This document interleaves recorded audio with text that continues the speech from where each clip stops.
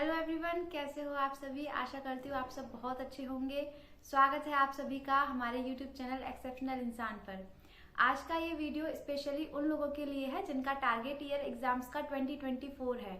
तो IBPS calendar जनवरी में ही आ गया था, तो इसी पर्पज़ के लिए मैंने आज ये वीडियो बनाई है। काफ़ी सारे एस्पिरेंट्स मुझसे, जो बिगिनर्स हैं, वो मुझसे पूछते हैं कि कैसे तैयारी शुरू करनी है, कोर्स कैसे करना है, कोर्स परचेज करें, ऑनलाइन करें, ऑफलाइन करें। सारी जो भी आपकी कंफ्यूजन है इस वीडियो में मैं दूर करने की कोशिश करूंगी। तो चलिए शुरू करते हैं अपना वीडियो।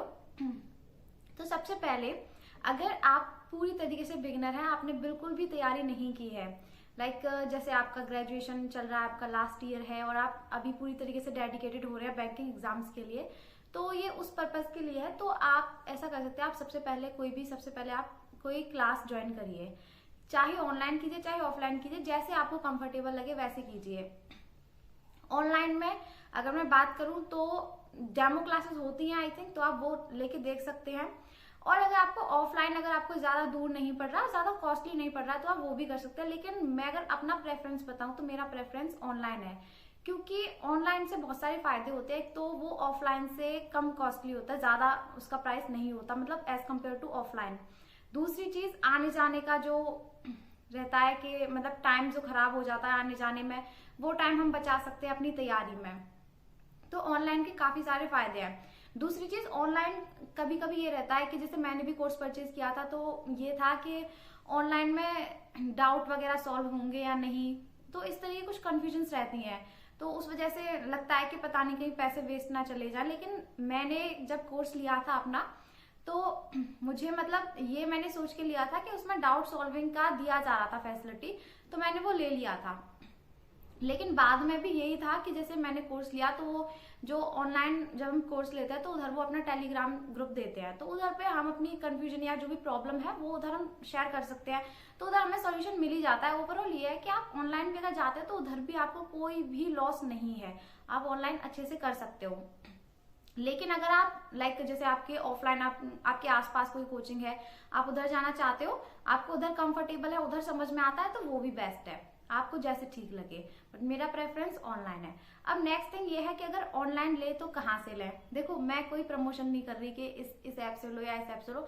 आप एक बार क्लासेस चेक कर लीजिए, डेमो क्लासेस चेक कीजिए। हर एक टीचर की यूट्यूब पे भी क्लासेस होती हैं, फ्री क्लासेस प्रोवाइड कराते हैं वो, तो वहां पे आप देख सकते हो आपको किसका समझ में आ रहा है। आप कुछ टाइम अपने आप को दीजिए समझने के लिए कि आप किस टीचर से समझ पा रहे हो। दूसरी चीज ये कि अगर मैं अपना बताऊं तो मैंने जो सब्सक्रिप्शन लिया था वो अनअकैडमी से लिया था। अनअकैडमी के जो टीचर्स थे जिनसे मैं पढ़ी थी, वो क्वांट के लिए मैंने किए थे आशीष अरोरा सर, इंग्लिश के लिए निमिषा बंसल मैम, रीजनिंग के लिए अंकुश लांबा सर, ये 3 मैंने लिए थे। और अभी इन्होंने अपना प्लेटफॉर्म लॉन्च कर दिया है, वो यस ऑफिसर पर पढ़ाते हैं। तो आप मतलब आपको जिसकी भी क्लास ठीक लगे आप उनकी कीजिए। तो ये मैंने अपना बताया कि मेरा ये था। नेक्स्ट थिंग आती है कि अब आपने कोर्स ले भी लिया तो आप कहाँ से कैसे शुरू करोगे। तो जैसे अब मैं बताती हूँ शुरू से, क्वांट से मैं बताऊं तो देखो, क्वांट में ना सबसे पहले आपको क्या करना है कि आपको कोई भी जो फाउंडेशन बैच हो वो कंप्लीट करना है। कंप्लीट भी ये नहीं कि बस क्लासेस कर ली आपने और क्लासेस के बाद आप इकट्ठी एक्सरसाइज कर रहे हो, जो भी प्रैक्टिस क्वेश्चन है इकट्ठे लगा रहे हो। ये सोच लिया कि एक बार पहले कोर्स निपटा लेना, उसके बाद एक्सरसाइज जो भी प्रैक्टिस क्वेश्चन है वो कर लेंगे। ऐसा मेरे हिसाब से बिल्कुल नहीं करना चाहिए, क्योंकि अगर हम ऐसा करते हैं ना तो हमारे जो कॉन्सेप्ट हैं वो ठीक से क्लियर नहीं हो पाते, हम चीजों को भूलने लगते हैं। तो आपको क्या करना है कि जैसे आपने कोई भी पर्टिकुलर क्लास ली, उस क्लास को लीजिए। क्लास को लेने के बाद जो भी उस क्लास में क्वेश्चंस कराए गए हैं उन्हें उसकी पीडीएफ को डाउनलोड कीजिए। उसके बाद उन्हें खुद से सॉल्व कीजिए, जो भी क्वेश्चन आपको नहीं आ रहा है समझ में। दूसरी चीज एक और कि जैसे आप खुद से सॉल्व कर रहे हो उनको, तो सॉल्व करते टाइम जो भी मेथड आपके टीचर ने आपको बताए हैं, एक मेथड बताया तो उस एक से कीजिए, 2 बताए हैं तो 2 से कीजिए। जितने भी अप्रोच आपको बताई गई है वो सारी की सारी अप्रोच आपको ट्राई करके देखनी है, जिससे कि आपको हर एक क्वेश्चन को करने के अलग अलग तरीके पता हो और आप एग्जाम टाइम पे एक मतलब ये देख पाओगे किससे हम इजी तरीके से कर सकते हैं। तो कोई भी अप्रोच छोड़ो मत, जो भी आपको सिखाई जा रही है उस अप्रोच को आप सीखिए। दूसरी चीज ये कि ये पीडीएफ कर लेनी है। पीडीएफ के बाद अगर जैसे आप किसी क्वेश्चन में फंस रहे हो या आप किसी अप्रोच को भूल रहे हो, तो बिना आलस किए उसको, जो आपकी क्लास है उसको वापस से चलाइए, वापस से उस क्वेश्चन पे आइए, पर्टिकुलर क्वेश्चन पे जिसमें भी आप फंस रहे हो, उसके बाद उस क्वेश्चन को देखिए, उसमें आप कहाँ फंसे थे उसको अच्छे से समझिए, अप्रोच को समझिए, फिर वापस से उस क्वेश्चन को करके देखिए। और अगर आपका फिर भी मन नहीं मान रहा है, आपको ऐसा लग रहा है कि अभी भी थोड़ा बहुत कहीं कॉन्सेप्ट में मतलब तुम भूल रहे हो या फिर कुछ मतलब ठीक से क्लियर नहीं हो पा रहा है, तो एक बार और क्लास कर लीजिए, सेम क्लास को। लेकिन ये जो पूरा टारगेट है ये एक ही दिन का, ये नहीं कि आपने आज क्लास कर ली, नेक्स्ट डे आप पीडीएफ कर रहे हो, उसके अगले दिन क्लास रिवाइज कर रहे हो, ऐसे नहीं करना। ये पूरा टारगेट एक ही क्लास का है। नेक्स्ट डे आप नेक्स्ट क्लास करोगे, सेम चीज करिए, नेक्स्ट डे अगली क्लास सेम चीज करिए। इतना करने के बाद मान लीजिए जैसे कोई एक पर्टिकुलर टॉपिक है, उसकी 4 क्लास है, आपने 4 क्लास कर ली, पीडीएफ रिवाइज कर ली अच्छे से, और जो भी उसमें रिवीजन था क्लास का वो कर लिया। इसके बाद ये फिनिश नहीं हुआ, 4 क्लासेस करने के बाद, उसके मतलब सारी क्लासेस करने के बाद आपको अलग से प्रैक्टिस क्वेश्चंस करने हैं। लाइक आपके पास अगर कोई बुक है, उस बुक में से कर लीजिए, बुक नहीं है कोई पीडीएफ है, पीडीएफ सॉल्व कर लीजिए। अगर आपको कोई भी पीडीएफ की जरूरत हो तो आप मेरे को टेलीग्राम पे मैसेज कर सकते हो, मैं उधर अपने चैनल पे भी मैं जो भी मेरे पास कंटेंट है वो मैं दे रही हूँ उधर, तो आप मेरे से मांग सकते हो जो भी आपको चाहिए। तो उधर ना देखो, मैं बताऊं, क्वांट में एक जीरो मैगजीन आशीष सर ने दे रखी है, आप वो कर सकते हो। एक क्वांटा बुक है आशीष सर की, तो आप उसमें से भी कर सकते हो। और बाकी की मतलब बहुत सारी पीडीएफ हैं जो कि जिनमें से आप कर सकते हो। तो मेरे कहने का मतलब ये है कि पर्टिकुलर किसी भी एक टॉपिक के आपको मिनिमम 200-300 क्वेश्चन तो करने हैं, ये मिनिमम है। उसके बाद मैक्सिमम तो आप जितना करने चाहो, जब तक आपको ऐसा लग रहा है कि आपका कंसेप्ट क्लियर नहीं हुआ तब तक आप करते जाइए। तो मिनिमम आपको 200-300 तो करने ही करने हैं, जिससे कि आपको कंसेप्ट एकदम समझ में आ जाए अच्छे से, आपको अप्रोच एकदम समझ में आ जाए अच्छे से कैसे करनी है, आपकी स्पीड थोड़ी मेंटेन हो जाए, थोड़ी जो अंडरस्टैंडिंग पावर होती है वो सही हो जाए। दूसरी चीज ये कि अगर आप मान लो आपके सामने कोई ऐसा क्वेश्चन आ जाता है जिसका लेवल आपको हार्ड लगे, आपको लेवल थोड़ा सा ज्यादा लगे, आप मतलब शुरू कर रहे हो थोड़े इजी लेवल से, लेकिन बाद में बीच में कोई क्वेश्चन ऐसा आ गया थोड़ा सा उससे थोड़ा सा लेवल अप, तो वो क्वेश्चन आपको छोड़ना नहीं है, आपको हर एक क्वेश्चन करना है। क्योंकि अगर आप किसी भी क्वेश्चन को छोड़ोगे, इसका मतलब ये है कि आप वो आदत बना रहे हो अपने अंदर, और जब ये आदत अगर बन जाती है ना छोड़ने वाली, तो ये है ना कि जैसे सामने अगर कोई आगे चल के क्वेश्चन आ रहा है तो हम वो स्किप करते जाता है, तो जो हमारा ड्यूरिंग प्रिपरेशन का जो टाइम है उधर तो ये बिल्कुल नहीं होना चाहिए। जब तक आप ये चीज समझ ना जाओ कि कौन सा क्वेश्चन स्किप करने वाला है और कौन सा क्वेश्चन करने वाला है, तब तक आप क्वेश्चन स्किप मत करो। सारे क्वेश्चंस आपको करने होते हैं जिससे कि आपकी अंडरस्टैंडिंग बढ़े।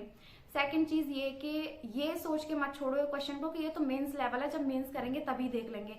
हर लेवल के क्वेश्चन जो भी आपको मिल रहे हैं वो सारे क्वेश्चंस करने हैं। तो ये है क्वांट का, ठीक है, क्वांट में सारा जो भी है ऐसे करना है। प्री मेंस दोनों को साथ लेके चलो, ये मत सोचो कि मेंस का लेवल है इसको बाद में कर लेंगे, अभी तो खैर प्री कर रहे हैं, ये मत सोचो। सारा जो भी आपका, जिससे कि आपका कंसेप्ट बहुत अच्छा हो जाए और अंडरस्टैंडिंग आपकी बन जाए एक पर्टिकुलर टॉपिक को लेके, तो ऐसे करके आपको क्वांट करनी है। नेक्स्ट रीजनिंग, रीजनिंग में भी आपको सेम चीज करनी है। देखो रीजनिंग में ना एक चीज सही हो जाती है कि जैसे क्वांट है, क्वांट में हमें हर एक टॉपिक की बहुत सारी प्रैक्टिस क्वेश्चन करने होते हैं, लेकिन रीजनिंग में क्या है, रीजनिंग में कुछ गिने चुने टॉपिक्स हैं, जैसे कि जो मिसलेनियस वाले होते हैं, जैसे सिलॉक्स रहा, लीनियर इनइक्वालिटी रहा, इसके अलावा जो अल्फा न्यूमेरिक है, इनका ये है कि इनको एक बार हम समझ लें कि ये करने कैसे होते हैं, इनका क्या अप्रोच होता है इन्हें करने का। एक बार इन्हें बस क्लास लेने की जरूरत रहती है। लेकिन कुछ टॉपिक्स ऐसे भी रहते हैं जिनकी हमें प्रैक्टिस चाहिए होती है, जैसे कि एक सिलॉक्स है, सिलॉक्स मैंने सॉरी पहले बोल दिया था। सिलॉक्स जो है एक ऐसा टॉपिक है जिसमें हर एक बिगिनर कंफ्यूज जरूर होता है। तो आप सिलॉक्स की जो प्रैक्टिस क्वेश्चंस होते हैं वो आपको करने पड़ेंगे। इसमें सिर्फ अप्रोच सीखने से काम नहीं चलेगा, क्योंकि थोड़ा सा कंफ्यूजिंग टॉपिक है ये। तो सिलॉक्स की आपको अच्छे से प्रैक्टिस क्वेश्चंस करने पड़ेंगे, साथ ही साथ क्लास के साथ क्लास आपको रिवाइज करनी पड़ेगी। और रही बात पजल की, तो वो तो आपको टाइम के साथ ही अच्छे से वो हो पाएगा। मतलब आपको पजल की जो मेन चीज है ना करने वाली, वो सिर्फ ये नहीं कि आपने एक बार क्लास ली उसके बाद आप खुद से प्रैक्टिस करोगे तो हो जाएगा। मैं क्या सोचती हूँ कि पजल एक ऐसा टॉपिक है जिसमें कि आपको क्लास के साथ साथ प्रैक्टिस करनी पड़ेगी, जब तक आपकी उसमें स्पीड अच्छी नहीं हो रही है पजल्स में। जैसे कि मैं बताती हूँ आपको कि आपने पजल्स की क्लासेस कर ली, ठीक है, उसके बाद आप ये सोच रहे हो कि अब तो अप्रोच आ गया हमें करना, इसको पहले कंडीशंस लिखनी होती हैं, उसके बाद सॉल्व करना होता है। लेकिन ना उस टाइम क्या होता है कि जैसे पजल्स हम करते हैं तो पजल्स में हम फंस जाते हैं, हमें ये नहीं पता होता कि हमें कौन सी कंडीशन पहले उठानी चाहिए, कौन सी बाद में करनी चाहिए, ये चीजें हमें फंसा देती हैं। तो इन्हीं चीजों का हमें ध्यान रखना होता है, और इसी चीज को सीखने के लिए हमें पजल की क्लास नहीं छोड़नी चाहिए। तो पजल्स आप पहले प्री लेवल के करो, उसके बाद पजल्स की आपको बहुत सारी प्रैक्टिस क्वेश्चंस करने पड़ेंगे, प्रैक्टिस पजल्स आपको लगाने पड़ेंगे। पीडीएफ से लगाओ चाहे किसी बुक से लगाओ, कहीं से भी लगाओ, लेकिन पजल्स की आपको बहुत प्रैक्टिस करनी पड़ेगी, तभी उसमें स्पीड बन पाएगी। और मॉक्स की तो बिल्कुल सोचना मत अभी, जब तक आपका कोर्स अच्छे से होना जाए, आपकी स्पीड थोड़ी बन ना जाए, तब तक मॉक्स का बिल्कुल मत सोचना, ठीक है। तो ऐसे आपको पजल्स करने पड़ेंगे, आपको साथ ही साथ क्लासेस लेनी है और क्लासेस के साथ साथ आपको क्वेश्चंस लगाने हैं। नेक्स्ट चीज आती है इंग्लिश। तो इंग्लिश में क्या करना है, इंग्लिश में अगर मैं निमिषा मैम की बताऊं तो वो बेसिक की क्लासेस नहीं लेती हैं, वो डायरेक्ट अपना परफेक्शन बेस्ट देती हैं और फिर वहीं से सारी क्लासेस वो करवाती हैं। मतलब समटाइम्स प्री चलता है उनका, समटाइम्स मेन चलता है, कभी कभी किसी किसी क्लास में प्री मेंस दोनों मिक्स रहता है। तो इंग्लिश की सिर्फ एक ही चीज है कि अगर आपको ग्रामर करनी है तो आप कोई भी एक ग्रामर का कोर्स कर लीजिए, या फिर आपके पास अगर कोई बुक है तो वो बुक से कर लीजिए। आपकी ग्रामर अच्छी है तो फिर ये अच्छी बात है, क्योंकि ग्रामर का यूज ज्यादातर प्री में होता है, मेंस में ज्यादातर अंडरस्टैंडिंग पे काम होता है। तो आपको इंग्लिश के लिए क्या करना है, सबसे मेन चीज जो है इंग्लिश की वो है वोकैब। आपको वोकैब अच्छी करनी पड़ेगी। अब वोकैब कहाँ से अच्छी करनी है, तो जो मैं अपना बताऊं तो मैंने वोकैब प्रोडिजी बुक ले रखी थी, मतलब अभी भी है मेरे पास, तो आप उसमें से वोकैब कर सकते हो। दूसरी चीज जो आपको करनी ही करनी है वो है एडिटोरियल। किसी भी पर्टिकुलर टीचर जिसका आपको समझ में आता हो उनकी क्लास लीजिए एडिटोरियल की, डेली एडिटोरियल, और जो भी वो वोकैब कराते हैं उसमें एडिटोरियल में वो वोकैब को आप डेली करिए। दूसरी चीज एक और है कि वोकैब याद नहीं होती, तो वोकैब को मतलब याद करने की जरूरत नहीं है कि आप रट रहे हो, आप बस उसको डेली एक मतलब पढ़ना है आपको वोकैब को। तो उससे क्या होगा कि जैसे ये वोकैब है ना, ये मतलब सर्कुलेट होती रहती है, हर एक जैसे एडिटोरियल आएंगे डेली डेली, तो उसमें वोकैब घूमती फिरती रहती है, तो आपको अपने आप ही वो पढ़ते पढ़ते याद हो जाएगी। मेन चीज क्या है कि आपको कंसिस्टेंसी रखनी पड़ेगी वोकैब के लिए भी। तो ठीक है, वोकैब आपको ठीक से करनी पड़ेगी। अगली चीज ये है कि आप जैसे एडिटोरियल करोगे ना, तो एडिटोरियल में आप जैसे खुद से पढ़ोगे तो उधर अंडरस्टैंडिंग डेवलप होगी। एक और चीज है कि आप जैसे आपको अगर किताबें पढ़ने का शौक है या फिर आपको कहानियां वगैरह अच्छी लगती हैं, तो आप कोई भी पर्टिकुलर नोवेल खरीद सकते हो, नोवेल आप पढ़ सकते हो, जिससे कि आपकी अंडरस्टैंडिंग अच्छी हो जाएगी, आप जो है इंग्लिश को समझने लगोगे, ठीक है ना, कि मतलब आपकी थोड़ी स्पीड भी डेवलप होगी। जैसे आरसी वगैरह होते हैं तो आरसी में कभी कभी हम फंस जाते हैं, मैं खुद फंस जाती हूँ। तो अभी मैंने मतलब पहले तो ये था कि अगर मुझे नॉर्मल आरसी लग रहा है तो मैं उसको पहले कर लेती थी, लेकिन अभी ये है कि जैसे अगर बाई चांस हम आरसी में फंस गए ना, तो काफी मतलब बहुत सारा टाइम वो हमारा उसमें चला जाता है उसको समझने में, क्योंकि जब तक हम उसको समझेंगे नहीं तब तक बाकी के क्वेश्चंस हम कर नहीं पाएंगे ठीक से। स्पेशली इन्फेरेंस वाले तो हम कर ही नहीं सकते, वो पक्का गड़बड़ होंगे अगर हमने ठीक से आरसी नहीं समझा है तो मेन चीज है कि वहां पे हमको अपनी स्पीड भी बढ़ानी पड़ेगी और मतलब समझना भी पड़ेगा चीज को। ये नहीं है कि उसमें बोल कुछ रहा है और हम उसको समझ कुछ रहे हैं, ऐसा नहीं होना चाहिए, क्योंकि एक एक जो वो है ना कनेक्टर्स जो होते हैं, एक एक कनेक्टर भी पूरे सेंटेंस का पूरा मीनिंग ही चेंज कर देता है, तो हमें हर चीज उसमें समझनी होती है। तो ये चीज आपको डेली पढ़ने से ही आएगी। इंग्लिश में आपको कंसिस्टेंसी रखनी पड़ेगी। तो इंग्लिश की 3-4 मेन चीजें हैं कि आप एडिटोरियल डेली करिए, दूसरी चीज डेली उसमें रीडिंग करिए, चाहे एडिटोरियल खुद से पढ़िए चाहे आप कोई नोवेल पढ़िए। तीसरी चीज वोकैब बहुत ही ज्यादा इंपॉर्टेंट रहेगी, प्रीत में तो बहुत ही ज्यादा रहेगी। और अगली चीज एरर वाले, अगर आपको क्वेश्चंस में दिक्कत आती है तो आप किसी भी टीचर की एरर की क्लासेस उठाइए, उन्हें थोड़ा सा प्रैक्टिस कर लीजिए। बाकी तो एरर की जो क्वेश्चंस हैं वो प्रैक्टिस से ही आते हैं। आप कोई प्रैक्टिस मतलब ये है ना कि एरर के जो क्वेश्चंस उनमें कुछ चीजें फिक्स रहती हैं कि इसमें एरर होगा तो यहीं पे इस जगह पे होगा, या तो कनेक्टर्स में होगा या यहाँ पे होगा, तो आप उसकी अगर ढेर सारी एक्सरसाइज कर लोगे, प्रैक्टिस क्वेश्चन कर लोगे, तो उसमें भी आपको ज्यादा दिक्कत नहीं आएगी। तो ये आप यहाँ से कर सकते हो। इसके अलावा नेक्स्ट लास्ट चीज जो करंट अफेयर्स है, उसमें देखो अगर आपके पास टाइम है तो आप बैंकिंग अवेयरनेस की क्लासेस एक बार कर लीजिए, पूरा कोर्स आप कर लीजिए एक बार। उसको आपको ज्यादा कुछ नहीं करना, मतलब अगर आप नोट्स बनाना चाहते हो तो नोट्स बना सकते हो। नोट्स उसमें बैंकिंग अवेयरनेस के मैं प्रेफर करती हूँ कि बनाने चाहिए। दूसरी चीज ये है कि जो हमारे बैंकिंग के एग्जाम्स होते हैं उसमें अगर जैसे अगर मैं SBI की बात करूं तो 50 नंबर का आता है उसमें बैंकिंग अवेयरनेस वाला सेक्शन, लेकिन उसमें स्टैटिक में से जो हम पढ़ते हैं ना बैंकिंग अवेयरनेस, उसमें से कुछ नहीं आता। उसमें से अगर आ भी जाए ना तो एक या दो क्वेश्चन आएगा, ठीक है। उसमें क्या चीज आती है, करंट अफेयर्स आती है। करंट अफेयर्स का ही स्टैटिक पार्ट आता है। जैसे कि मान लो कोई भी, जैसे अभी पेटीएम एक हॉट टॉपिक बना हुआ है, तो अभी ना वो क्वेश्चंस दे सकते हैं कि पेटीएम पे कितने रुपए का फाइन लगा है, पेटीएम कब आया था, कब स्टैब्लिश हुआ था, कहाँ पे इसके हेडक्वार्टर्स हैं। तो इस तरीके का वो स्टैटिक पूछेंगे जो कि न्यूज में है। वो ये नहीं पूछेंगे कि जैसे फर्स्ट बैंक कौन सी थी, है ना। तो इस तरह क्वेश्चन नहीं आते अभी बैंक में। अभी जो आते हैं वो करंट में से क्वेश्चंस बनते हैं। तो मेन चीज है कि करंट अफेयर्स कहाँ से करना है, उसके नोट्स बनाने हैं या नहीं, वो कैसे करना है।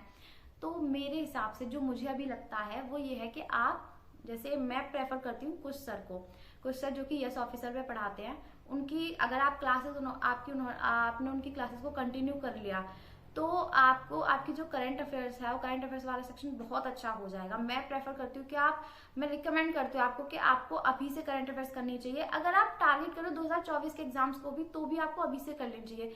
एटलीस्ट आप जो बैंकिंग टर्म्स होते हैं उन्हें तो समझने लगोगे कि क्या चीज़ कैसे है। मतलब अगर कोई भी पर्टिकुलर बैंकिंग टर्म आ जाता है तो आपको उस टाइम पे रटने की जरूरत नहीं पड़ेगी, आप उसको समझोगे कि हाँ ये चीज़ ऐसे होती है इसमें। तो सेकंड थिंग ये है कि अब जैसे अभी आप मार्च को अगर आप स्किप भी करो तो चलेगा। स्किप करने का मतलब ये कि आप बस क्लास कर रहे हो डेली, उसको रिवाइज वगैरह नहीं कर रहे हो। लेकिन अप्रैल से आपको अच्छे से करना पड़ेगा क्योंकि जो आरआरबी के एग्जाम्स हैं उसमें अप्रैल से ही आएगा। मैक्स टू मैक्स मतलब मिनिमम 4 मंथ तो आते हैं, 4 मंथ का बहुत अच्छा आता है। उसके अलावा 6 मंथ भी आ जाते हैं, मतलब जो बाकी के जो 2 मंथ होते हैं उनमें से भी आते हैं कुछ क्वेश्चंस, लेकिन जो ज्यादातर आता है वो 4 मंथ में से आता है। तो आपको अप्रैल से करना चाहिए। अब देखो कैसे करना है कि जैसे आप अप्रैल से करोगे, आप क्लास कीजिए। पहले सबसे पहले आपको क्लास करनी है। क्लास के बाद आपको अफेयर्स क्लाउड की जो डेली वाली पीडीएफ है वो करनी है, क्योंकि मैंने पढ़ा है कि जैसे जो क्वेश्चन कराते हैं ना वो ही डेली वाली पीडीएफ में अफेयर्स क्लाउड में मिल जाता है। तो जो उसमें डिटेल में दे रखा है आपको वो करना पड़ेगा। जो भी उसमें से डिटेल होती है ना पूरी अच्छे तरीके से कि कोई पर्टिकुलर चीज है, इसका इस्टेब्लिशमेंट ईयर कब का है, ये कहाँ पे इस्टेब्लिश हुआ था, और इसके एमडी सीईओ वगैरह, ये सारी चीजें आपको डिटेल में करनी पड़ेंगी। अगर कोई बड़ी न्यूज है तो बढ़िया छोटी कैसी भी आपको अच्छे से पढ़नी पड़ेगी। ठीक है, अफेयर्स क्लाउड का डेली पीडीएफ कीजिए। उसके बाद आपको वीकली करना है, जो भी वीकली करवाते हैं वो सिर्फ वीकली एमसीक्यूज करवाते हैं, वो वीकली वाले कीजिए। और उसके बाद करने हैं आपको अफेयर्स क्लाउड का ही जो वीकली पीडीएफ आती है वो करनी है। सेम चीज फिर मंथ पे आगे करनी है, मंथली करनी है, और फिर उसके बाद मंथली पीडीएफ कर लेनी है। इतने में आपका हो जाएगा। एक बार मंथली पीडीएफ कर लो, फिर उसको एक और बार अगर मन नहीं मान रहा, आपको लग रहा है कि भूल रहे हैं कहीं, तो वापस से आप एक और बार मंथली पीडीएफ कर सकते हो। तो ये रहता है करंट अफेयर्स का, और यही चीज मैं फॉलो कर रही हूँ भी करंट अफेयर्स में। इससे बहुत फायदा होता है जनरली। मैं कर रही हूँ तो इससे बहुत मेरे को बेनिफिट मिला है। तो आप भी ये चीज कर सकते हो। बाकी ये है आपकी प्रिपरेशन स्ट्रेटजी, आपको ऐसे करना है। तो ये मैंने बिल्कुल शुरू से बताया कि प्री से आपको शुरू कैसे करना है।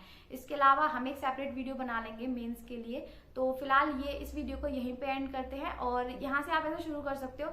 इसके अलावा अगर आपको किसी भी कंटेंट की जरूरत हो, आपको जैसे क्वांट में या रीजनिंग में किसी भी प्रैक्टिस क्वेश्चंस की या कुछ भी चाहिए, इंग्लिश में अगर आपको बुक चाहिए कोई भी वोकैबुलरी पीडीएफ वगैरह, तो मेरे पास जो भी होगा मैं अवेलेबल आपको करवा दूंगी, मैं आपको दे दूंगी। तो और इसके अलावा और भी आपको कोई मेरी हेल्प चाहिए तो आप मेरे को टेलीग्राम पे मैसेज कर सकते हो। मैं अपना टेलीग्राम चैनल नीचे डिस्क्रिप्शन बॉक्स में लिंक दे दूंगी। और चलते हैं, यहीं पे अपना वीडियो एंड करते हैं। अच्छे से तैयारी करिए और 2024 के एग्जाम्स आप क्रैक करिए। Bye bye, thank you.